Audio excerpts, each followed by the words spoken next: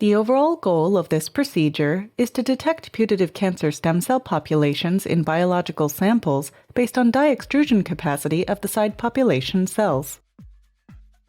This method addresses a key question in cancer stem cell research regarding reliable means for detection and purification of cancer stem cells from biological samples. The main advantage of this technique is that it employs functional markers and therefore providing better resolution. In addition, expression of these ABC drug transporters is highly conserved among the cancer stem cells, and therefore we can use this technique for many different cancer entities.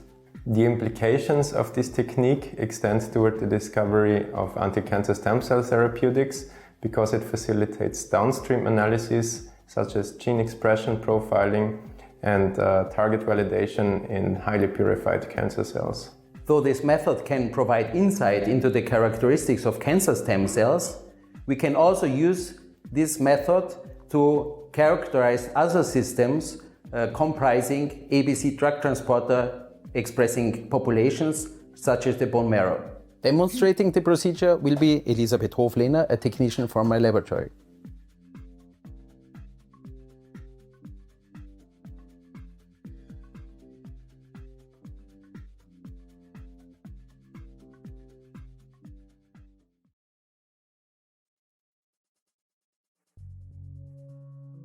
To begin, culture the desired human cancer cell line at 37 degrees Celsius in 10 to 30 milliliters of rPMI 1640 medium supplemented with 10% FPS, 2 millimolar L-glutamine, and antibiotics.